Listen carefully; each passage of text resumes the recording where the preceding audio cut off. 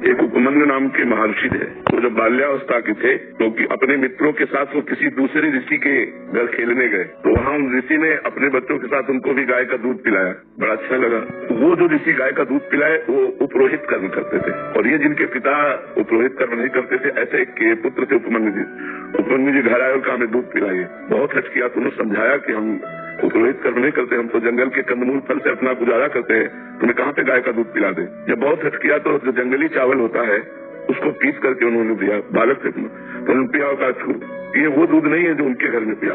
तो माँ ने डांट के कहा तुम्हें दूध चाहिए तो भगवान शंकर की तपस्या करो और तप के द्वारा वरदान प्राप्त करो, क्षीर समुद्र का दूध पियो। गाय की क्या बात है, क्षीर समुद्र का दूध पियो। तो उन्होंने कहा हमें भगवान शिव की साधना का उपदेश दीजिए। तो ब्रह्म ऋषि थे उनके पिता, उन्होंने उनको दीक्षा दी भगवान शिव की और आराधना बताई। तो उस समय उपमन्यु जी ने दाहिने पैर के अंगूठे केवल खड़े होकर हाथ उठा करके भगवान शिव का मंत्र जपे। बहुत काल व्यतीत हुआ तो भगवान शिव उनके सामने शिव रूप में प्रकट नहीं हुए, देवराज इंद्र के रूप में प्रकट हुए, नंदकिशोर ऐरावत के रूप में, और भगवती अम्बा सती के रूप में, और जितने शिव पार्षद सब देवताओं के रूप में। और कहा वरम गुरु वरदान मांगे, और उन्होंने आंख खोला तो देखा देवराज इंद्र, तो प्रणाम किया और कहा देवराज इंद्र मुझे आपसे कुछ नहीं चाहिए, मैं भगवान शंकर का भक्त हूँ, मैंने भगवान शंकर की आराधना की है, मुझे जो कुछ चाहिए वो शंकर से चाहिए। वो निंदा करने लगे क्योंकि भगवान शंकर ही थे, पिता की भस्म लगाते हैं, मुंडों की माला पहनते हैं, तो उनका सावधान।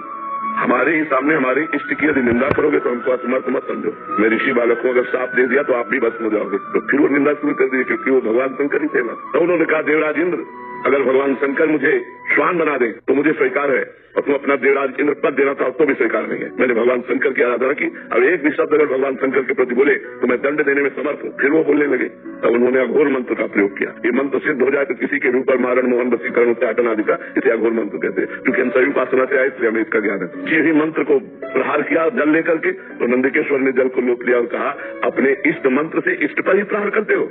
तो देखा भगवान शंकर नंदकेश्वर पे विराजमान, उमा सबसे पार्षद, तो उनका प्रभु ये क्या लीला थी। तो उनका मैं तुम्हारी अनन्यता की परीक्षा ले रहा था, तो अनन्य निकले, इसलिए जाओ रोज तुम्हें क्षीर समुद्र का दुग्ध मिलेगा और अजरस चाहिए अमरस चाहिए, और जिस समय तुम मेरा ध्यान करोगे उसी समय मैं तुम्हें दर्शन दूंगा। बहुत वरदान